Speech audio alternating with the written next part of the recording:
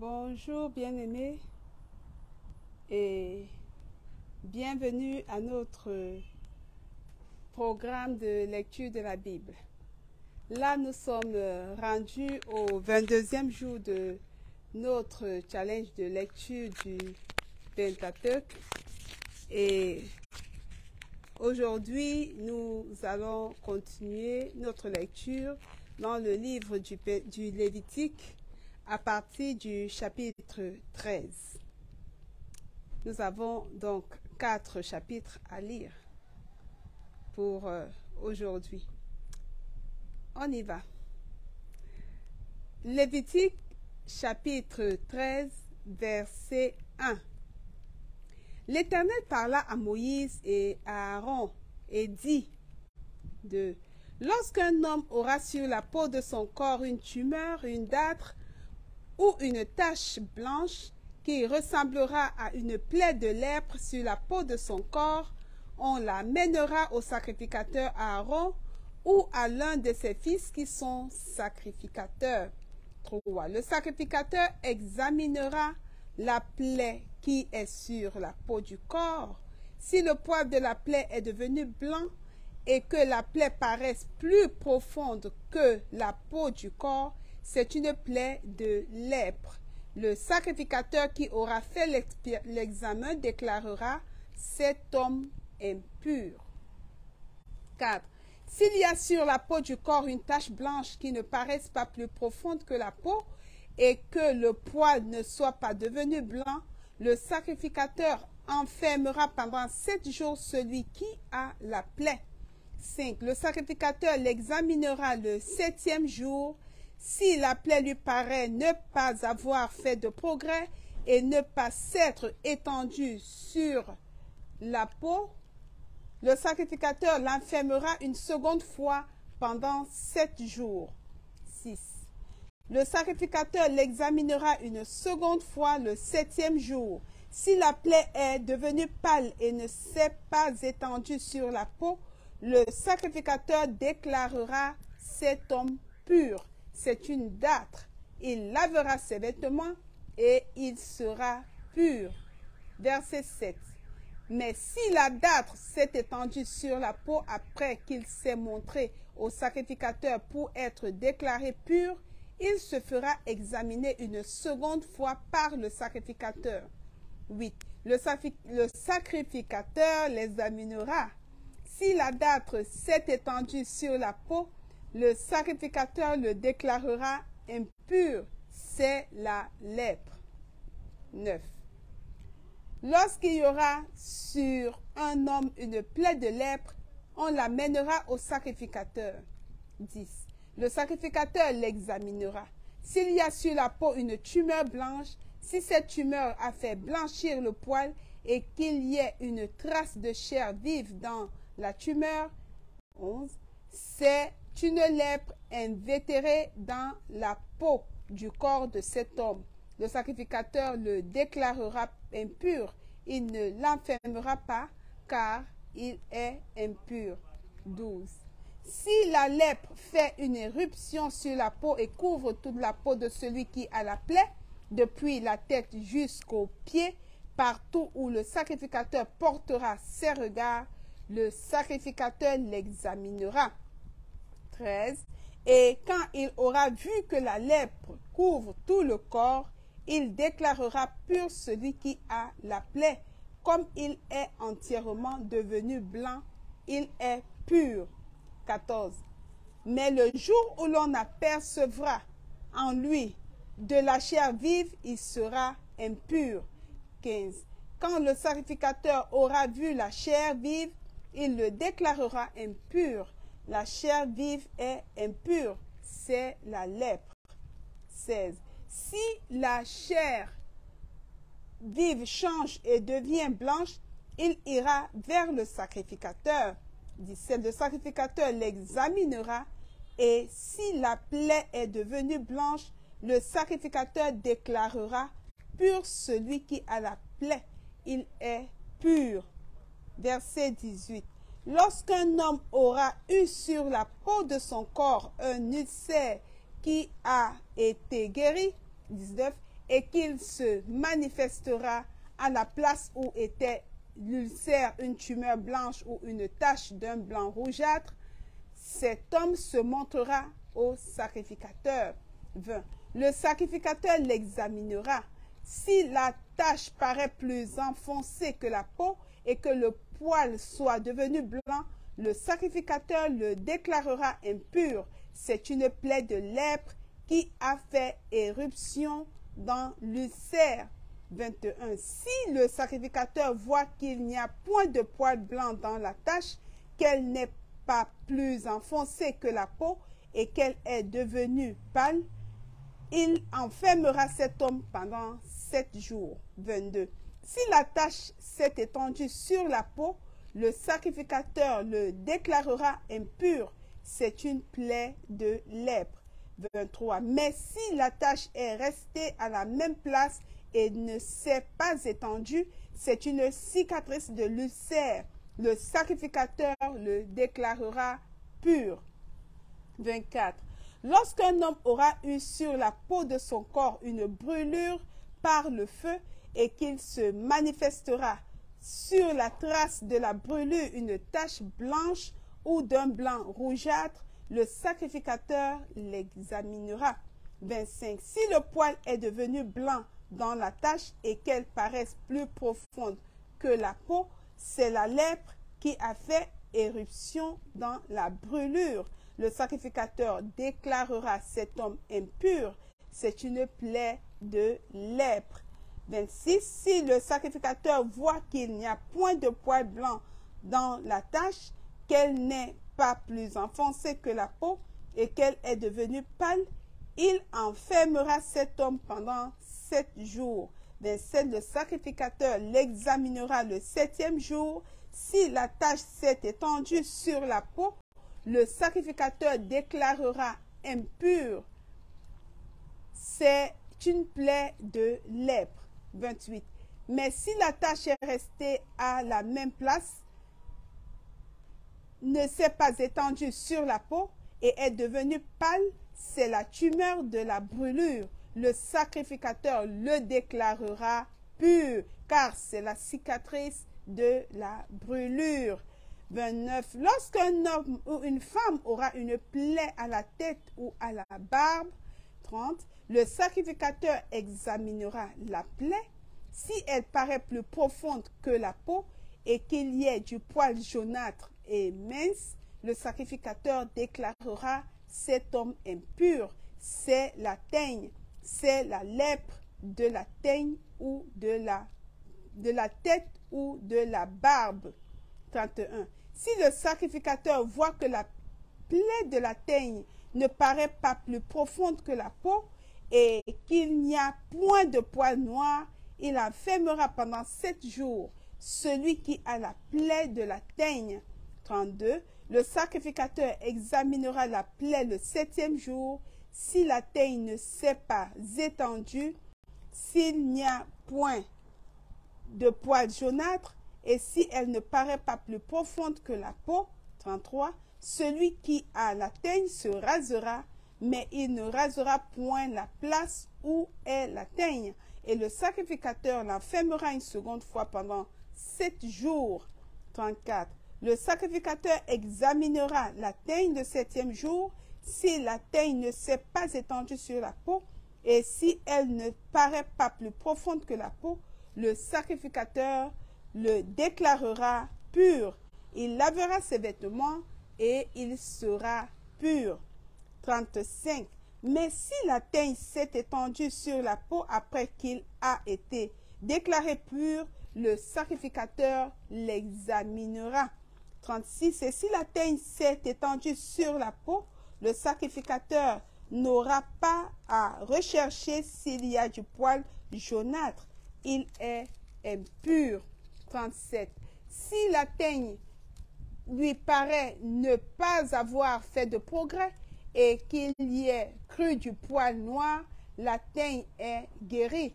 Il est pur et le sacrificateur le déclarera pur. 38. Lorsqu'un homme ou une femme aura sur la peau de son corps des taches blanches, 39, le sacrificateur l'examinera. S'il y a sur la peau de son corps des taches d'un blanc pâle, ce ne sont que des taches qui ont fait éruption sur la peau. Il est pur. 40. Lorsqu'un homme aura la tête dépouillée de cheveux, c'est un chauve. Il est pur. 41. S'il a la tête dépouillée de cheveux du côté de la face, c'est un chauve par devant. Il est pur. 42. Mais s'il y a dans la partie chauve du devant ou de derrière une plaie d'un blanc rougeâtre, c'est la lèpre qui a fait éruption dans la partie chauve de derrière ou de devant. 43. Le sacrificateur l'examinera. S'il y a une tumeur de plaie d'un blanc rougeâtre dans la partie chauve de derrière ou de devant, semblable à la lèpre sur la peau du corps, 44, c'est un homme lépreux. Il est impur. Le sacrificateur le déclarera impur. C'est à la tête qu'est sa plaie. 45. Le lépreux atteint de la plaie portera ses vêtements déchirés et aura la tête nue. Il se couvrira la barbe et criera impur, impur. 46. Aussi longtemps qu'il aura la plaie, il sera impur. Il est impur.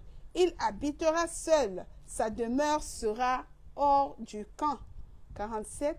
Lorsqu'il y aura sur un vêtement une plaie de lèpre, sur un vêtement de laine ou sur un vêtement de lin. 48.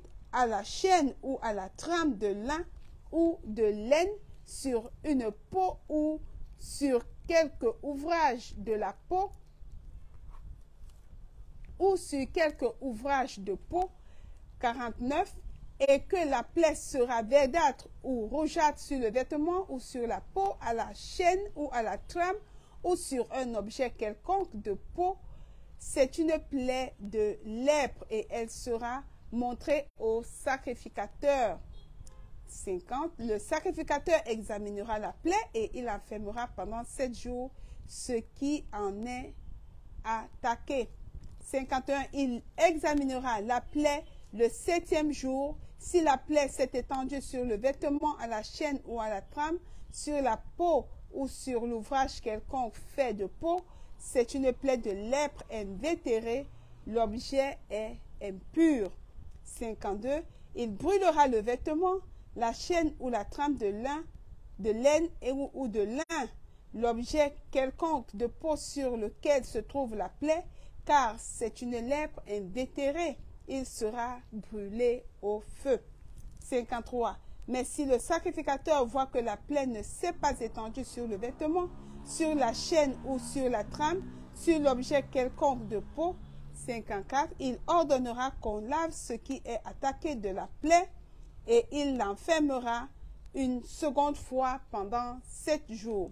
55. Le sacrificateur examinera la plaie après qu'elle aura été lavée. Si la plaie n'a pas changé d'aspect et ne s'est pas étendue, l'objet est impur. Il sera brûlé au feu. C'est une partie de l'endroit ou de l'envers qui a été rongé. 56. Si le sacrificateur voit que la plaie est devenue pâle après avoir été lavée, il l'arrachera du vêtement ou de la peau, de la chaîne ou de la trame. 57. Si elle paraît encore sur le vêtement, à la chaîne ou à la trame, ou sur l'objet quelconque de peau, c'est une éruption de lèpre. Ce qui est attaqué de la plaie sera brûlé au feu. 58.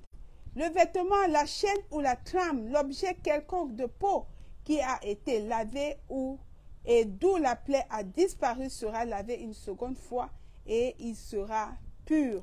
59. Telle est la loi sur la plaie de la lèpre lorsqu'elle attaque les vêtements de laine ou de lin, la chaîne ou la trame ou un objet quelconque de peau et d'après laquelle ils seront déclarés purs ou impurs. Lévitique chapitre 14 verset 1. L'Éternel parla à Moïse et dit, 2. Voici qu'elle sera sur le lépreux pour le jour de sa purification. On l'amènera devant le sacrificateur. 3. Le sacrificateur sortira du camp et il examinera le lépreux. Si le lépreux est guéri de la plaie de la lèpre. 4. Le sacrificateur ordonnera que l'on prenne pour celui qui doit être purifié 2 oiseaux vivants et purs, du bois de cèdre, du cramoisi et de l'hysope. 5. Le sacrificateur ordonnera qu'on égorge l'un des oiseaux sur un vase de terre, sur de l'eau vive. 6. Il prendra l'oiseau vivant, le bois de cèdre, le cramoisi et l'hysope, et il les trempera avec l'oiseau vivant dans le sang de l'oiseau égorgé sur l'eau vive. 7. Il en fera 7 fois l'aspersion sur celui qui doit être purifié de la lèpre, puis il le déclarera pur, et il lâchera dans les champs l'oiseau vivant. 8. Celui qui se purifie lavera ses vêtements, rasera tout son poil, et se baignera dans l'eau, et il sera pur. Ensuite, il pourra entrer dans le camp, mais il restera 7 jours hors de sa tente. 9. Le 7e jour, il rasera tout son poil, sa tête, sa barbe, ses sourcils. Il rasera tout son poil, il lavera ses vêtements et baignera son corps dans l'eau, et il sera pur. 10. Le 8e jour, il prendra 2 agneaux sans défaut et une brebis d'un an sans défaut, 3/10 d'un épha de fleur de farine en offrande pétrie à l'huile et un log d'huile. 11. Le sacrificateur qui fait la purification présentera l'homme qui se purifie et toutes ces choses devant l'Éternel à l'entrée de la tente d'assignation.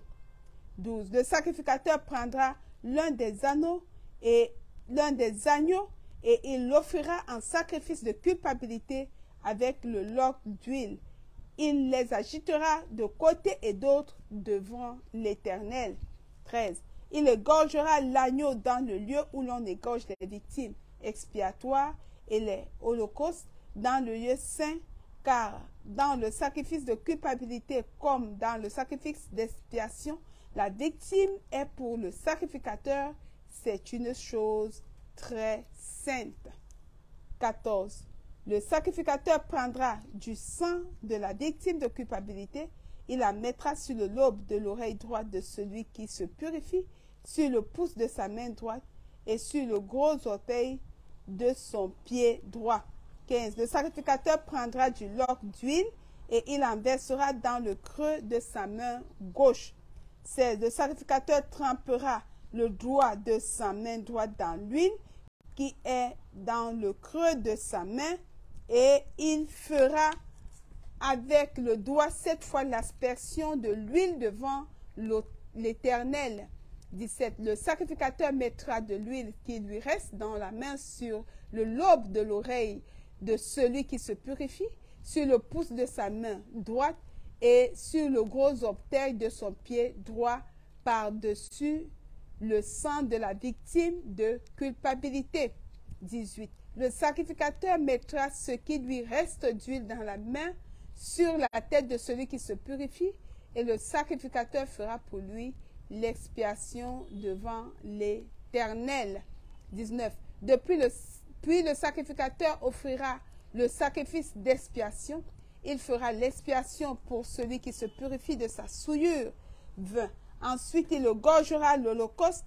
Le sacrificateur offrira sur l'autel l'holocauste et l'offrande. Et il fera pour cet homme l'expiation et il sera pur. 21. S'il est pauvre et que ses ressources soient insuffisantes, il prendra un seul agneau qui sera offert en sacrifice de culpabilité après avoir été agité de côté et d'autre et avec lequel on fera pour lui l'expiation. Il prendra un seul 10e de fleur de farine pétrie à l'huile pour l'offrande et un log d'huile. 22. Il prendra aussi 2 tourterelles ou 2 jeunes pigeons selon ses ressources, l'un pour le sacrifice d'expiation, l'autre pour l'holocauste. 23. Le 8e jour, il apportera pour sa purification toutes ces choses au sacrificateur à l'entrée de la tente d'assignation devant l'Éternel. 24. Le sacrificateur prendra l'agneau pour le service de culpabilité et le loques d'huile, et il les agitera de côté et d'autre devant l'Éternel. 25. Il égorgera l'agneau du sacrifice de culpabilité. Le sacrificateur prendra du sang de la victime de culpabilité. Il en mettra sur le lobe de l'oreille droite de celui qui se purifie, sur le pouce et de sa main droite et sur le gros orteil de son pied droit. 26. Le sacrificateur versera de l'huile dans le creux de sa main gauche. 27. Le sacrificateur fera avec le doigt de sa main droite 7 fois l'aspersion de l'huile qui est dans sa main gauche devant l'Éternel. 28. Le sacrificateur mettra de l'huile qui est dans sa main sur le lobe de l'oreille droite de celui qui se purifie, sur le pouce de sa main droite et sur le gros orteil de son pied droit, à la place où il a mis du sang de la victime de culpabilité. 29. Le sacrificateur mettra ce qui lui reste d'huile dans la main sur la tête de celui qui se purifie, afin de faire pour lui l'expiation devant l'Éternel. 30. Puis il offrira l'une des tourterelles ou l'un des jeunes pigeons qu'il a pu se procurer. 31. L'un en sacrifice d'expiation, l'autre en holocauste avec l'offrande. Et le sacrificateur fera pour celui qui se purifie l'expiation devant l'Éternel. 32. Telle est la loi pour la purification de celui qui a une plaie de lèpre et dont les ressources sont insuffisantes. 33. L'Éternel parla à Moïse et à Aaron et dit, 34. Lorsque vous serez entrés dans le pays de Canaan, dont je vous donne la possession, si je mets une plaie de lèpre sur une maison du pays que vous posséderez, 35, celui à qui appartiendra la maison ira le chercher au sacrificateur et dira, j'aperçois comme une plaie dans ma maison. Le sacrificateur, avant d'y entrer pour examiner la plaie, ordonnera qu'on vide la maison, afin que tout ce qui est ne devienne pas impur. Après cela, le sacrificateur entrera pour examiner la maison. 37. Le sacrificateur examinera la plaie. S'il voit qu'elle offre sur les murs de la maison des cavités verdâtres ou rougeâtres, paraissant plus enfoncées que le mur. 38. Il sortira de la maison et quand il sera à la porte, il fera fermer la maison pour 7 jours. 39. Le sacrificateur y retournera le 7e jour. S'il voit que la plaie s'est étendue sur les murs de la maison, il ordonnera qu'on ôte les pierres attaquées de la plaie et qu'on les jette hors de la ville dans un lieu impur. 41. Il fera racler tout l'intérieur de la maison et l'on jettera hors de la ville dans un lieu impur la poussière qu'on aura raclée. 42. On prendra d'autres pierres que l'on mettra à la place des pierres, des premières, et l'on prendra d'autres mortiers pour recrépir la maison. 43. Si la plaie revient et fait éruption dans la maison, après qu'on a ôté les pierres, raclé et recrépi la maison. 44. Le sacrificateur y retourna. S'il voit que la plaie s'est étendue dans la maison, c'est une lèpre invétérée dans la maison. Elle est impure. 45. On abattra la maison, les pierres, le bois et tout le mortier de la maison, et l'on portera ces choses hors de la ville dans un lieu impur. Celui qui sera entré dans la maison pendant tout le temps qu'elle était fermée sera impur jusqu'au soir. Celui qui aura couché dans la maison lavera ses vêtements. Celui qui aura mangé dans la maison lavera aussi ses vêtements. 48. Si le sacrificateur qui est retourné dans la maison voit que la plaie ne s'est pas étendue après que la maison a été recrépie, il déclarera la maison pure, car la plaie est guérie. 49. Il prendra pour purifier la maison 2 oiseaux du bois de cèdre, du cramoisi et de l'hysope. 50. Il égorgera l'un des oiseaux sur un vase de terre, sur de l'eau vive. 51. Il prendra le bois de cèdre, l'hysope, le cramoisi et l'oiseau vivant, et il les trempera dans le sang de l'oiseau égorgé et dans l'eau vive, et il en fera 7 fois l'aspersion sur la maison. 52. Il purifiera la maison avec le sang de Il purifiera la maison avec le sang de l'oiseau, avec l'oiseau vivant, avec les os et le cramoisi.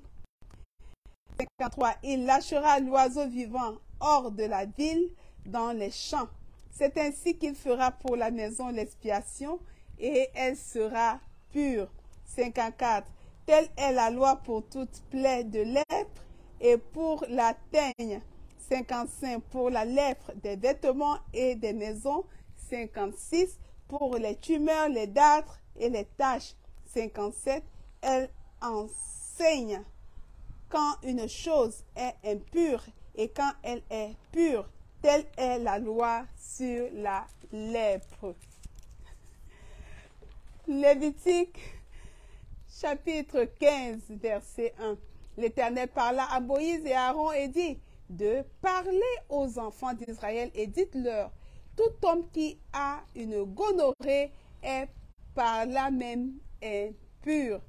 3. C'est à cause de sa gonorrhée qu'il est impur, que sa chair laisse couler son flux ou qu'elle le retienne, il est impur. 4. Tout lit sur lequel il couchera sera impur, et tout objet sur lequel il s'assiera sera impur. 5. Celui qui touchera son lit lavera ses vêtements, se lavera dans l'eau et sera impur jusqu'au soir. Si celui qui s'assiera sur l'objet sur lequel il s'est assis lavera ses vêtements, se lavera dans l'eau et sera impur jusqu'au soir. 7. Celui qui touchera sa chair lavera ses vêtements, se lavera dans l'eau et sera impur jusqu'au soir. 8. S'il crache sur un homme pur, cet homme lavera ses vêtements, se lavera dans l'eau et sera impur jusqu'au soir. 9. Toute monture sur laquelle il s'assiera sera impure. 10. Celui qui touchera une chose quelconque qui a été sous lui sera impur jusqu'au soir. Et celui qui la portera lavera ses vêtements, se lavera dans l'eau et sera impur jusqu'au soir. 11. Celui qui sera touché par lui et qui ne se sera pas lavé les mains dans l'eau lavera ses vêtements, se lavera dans l'eau et sera impur jusqu'au soir. 12. Tout vase de terre qui sera touché par lui sera brisé et tout vase de bois sera lavé dans l'eau. 13. Lorsqu'il sera purifié de son flux, il comptera 7 jours pour sa purification. Il lavera ses vêtements, il lavera sa chair avec de l'eau vive et il sera pur. 14. Le 8e jour, il prendra 2 tourterelles ou 2 jeunes pigeons. Il ira devant l'Éternel et à l'entrée de la tente d'assignation et il les donnera au sacrificateur. 15. Le sacrificateur les offrira, l'un en sacrifice d'expiation et l'autre en holocauste, et le sacrificateur fera pour lui l'expiation devant l'Éternel à cause de son flux. 16. L'homme qui aura une pollution lavera tout son corps dans l'eau et sera impur jusqu'au soir. 17. Tout vêtement et toute peau qui en seront atteints seront lavés dans l'eau et seront impurs jusqu'au soir. 18. Si une femme a couché avec un tel homme, ils se laveront l'un et l'autre et seront impurs jusqu'au soir. 19. La femme qui aura un flux de sang en sa chair restera 7 jours dans son impureté. Quiconque la touchera sera impur jusqu'au soir. 20. Tout lit sur lequel elle couchera pendant son impureté sera impur. et tout objet sur lequel elle s'assiera sera impur. 21. Quiconque touchera son lit lavera ses vêtements, se lavera dans l'eau et sera impur jusqu'au soir. 22. Quiconque touchera un objet sur lequel elle s'est assise lavera ses vêtements, se lavera dans l'eau et sera impur jusqu'au soir. 23. S'il y a quelque chose sur le lit ou sur l'objet sur lequel elle s'est assise, celui qui la touchera sera impur jusqu'au soir. 24. Si un homme couche avec elle et que l'impureté de cette femme vienne sur lui, il sera impur pendant 7 jours, et tout lit sur lequel il couchera sera impur. 25. La femme qui aura un flux de sang pendant plusieurs jours hors de ses époques régulières, ou dont le flux durera plus qu'à l'ordinaire, sera impure tout le temps de son flux, comme au temps de son indisposition menstruelle. 26. Tout lit sur lequel elle couchera pendant la durée de ce flux sera comme le lit de son flux menstruel, et tout objet sur lequel elle s'assiera sera impur comme lors de son flux menstruel. 27. Quiconque les touchera sera souillé, il lavera ses vêtements, se lavera dans l'eau et sera impur jusqu'au soir. 28. Lorsqu'elle sera purifiée de son flux, elle comptera 7 jours, après lesquels elle sera pure. 29. Le 8e jour, elle prendra 2 tourterelles ou 2 jeunes pigeons, et elle les apportera au sacrificateur à l'entrée de la tente d'assignation. 30. Le sacrificateur offrira l'un en sacrifice d'expiation et l'autre en holocauste, et le sacrificateur fera pour elle l'expiation devant l'Éternel à cause du flux qui la rendait impure. 31. Vous éloignerez les enfants d'Israël de leur impureté, de peur qu'ils ne meurent à cause de leurs impuretés, s'ils souillent mon tabernacle qui est au milieu d'eux. 32. Telle est la loi pour celui qui a une gonorrhée ou qui est souillé par une pollution. 33. Pour celle qui a son flux menstruel, pour l'homme ou la femme qui a un flux, et pour l'homme qui couche avec une femme impure. Lévitique chapitre 16, verset 1. L'Éternel parla à Moïse après la mort des 2 fils d'Aaron qui moururent en se présentant devant l'Éternel. 2. L'Éternel dit à Moïse, parle à ton frère Aaron afin qu'il n'entre pas en tout temps dans le sanctuaire au-dedans du voile devant le propitiatoire qui est sur l'âge, de peur qu'il ne meure, car j'apparaîtrai dans la nuée sur le propitiatoire. 3. Voici de quelle manière Aaron entrera dans le sanctuaire. Il prendra un jeune taureau pour le sacrifice d'expiation, un bélier pour l'holocauste. 4. Il se revêtira de la tunique sacrée de lin et portera sur son corps des caleçons de lin. Il se ceindra d'une ceinture de lin et il se couvrira la tête d'une tiare de lin. Ce sont les vêtements sacrés dont il se revêtira après avoir lavé son corps dans l'eau. 5. Il recevra de l'assemblée des enfants d'Israël 2 boucs pour le sacrifice d'expiation et un bélier pour l'holocauste. 6. Aaron offrira un taureau expiatoire et il fera l'expiation pour lui et pour sa maison. 7. Il prendra les 2 boucs et il les placera devant l'Éternel à l'entrée de la tente d'assignation. 8. Aaron jettera le sort sur les 2 boucs, un sort pour l'Éternel, un sort pour Azazel. 9. Aaron fera approcher le bouc sur lequel est tombé le sort pour l'Éternel et il l'offrira en sacrifice d'expiation.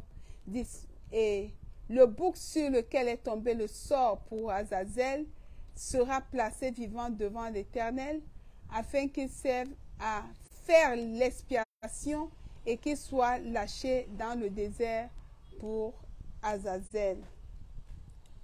11. Aaron offrira un taureau expiatoire et il fera l'expiation pour lui et pour sa maison. Il égorgera son taureau expiatoire. 12. Il prendra un brasier plein de charbon ardent ôté dessus l'autel devant l'Éternel et deux poignées de parfum odoriférant en poudre. Il portera ces choses au-delà du voile. 13. Il mettra le parfum sur le feu devant l'Éternel, afin que la nuée du parfum couvre le propitiatoire qui est sur le témoignage, et il ne mourra point. 14. Il prendra du sang du taureau et il fera l'aspersion avec son doigt sur le devant du propitiatoire vers l'Orient. Il fera avec son doigt 7 fois l'aspersion du sang devant le propitiatoire. 15. Il égorgera le bouc expiatoire pour le peuple et il emportera le sang au-delà du voile. Il fera avec ce sang comme il a fait avec le sang du taureau. Il en fera l'aspersion sur le propitiatoire et devant le propitiatoire. 16. C'est ainsi qu'il fera l'expiation pour le sanctuaire à cause des impuretés des enfants d'Israël et de toutes les transgressions par lesquelles ils ont péché. Il fera de même pour la tente d'assignation qui est avec eux de leurs impuretés. 17. Il n'y aura personne dans la tente d'assignation lorsqu'il entrera pour faire l'expiation dans le sanctuaire, jusqu'à ce qu'il en sorte. Il fera l'expiation pour lui et pour sa maison et pour toute l'assemblée d'Israël. 18. En sortant, il ira vers l'autel qui est devant l'Éternel et il fera l'expiation pour l'autel. Il prendra du sang du taureau et du bouc et il en mettra sur les cornes de l'autel tout autour. 19. Il fera avec son doigt 7 fois l'aspersion du sang sur l'autel. Il le purifiera et le sanctifiera à cause des impuretés des enfants d'Israël. Verset 29. Lorsqu'il aura achevé de faire l'expiation pour le sanctuaire, pour la tente d'assignation et pour l'autel, il fera approcher le bouc vivant. 21. Aaron posera ses 2 mains sur la tête du bouc vivant et il confessera sur lui toutes les iniquités des enfants d'Israël et toutes les transgressions par lesquelles ils ont péché. Puis il le chassera dans le désert. Il les mettra sur la tête du bouc, puis il le chassera dans le désert à l'aide d'un homme qui aura cette charge. 22. Le bouc emportera sur lui toutes leurs iniquités dans une terre désolée. Il sera chassé dans le désert. 23. Aaron entrera dans la tente d'assignation. Il quittera les vêtements de lin qu'il avait mis en entrant dans le sanctuaire et il les déposera là. 24. Il lavera son corps avec de l'eau dans un lieu saint et reprendra ses vêtements. Puis il sortira, offrira son holocauste et l'holocauste du peuple et fera l'expiation pour lui et pour le peuple. Il brûlera sur l'autel la graisse de la victime expiatoire. 26. Celui qui aura chassé le bouc pour Azazel lavera ses vêtements et lavera son corps dans l'eau. Après cela, il rentrera dans le camp. 27. On emportera hors du camp le taureau expiatoire et le bouc expiatoire dont on a porté le sang dans le sanctuaire pour faire l'expiation. Et l'on brûlera au feu toute leur peau, leur chair et leurs excréments. 28. Celui qui les brûlera lavera ses vêtements et lavera son corps dans l'eau. Après cela, il rentrera dans le camp. 29. C'est ici pour vous une loi perpétuelle. Au 7e mois, le 10e jour du mois, vous humilierez vos âmes. Vous ne ferez aucun ouvrage, ni l'indigène, ni l'étranger qui séjourne au milieu de vous. 30.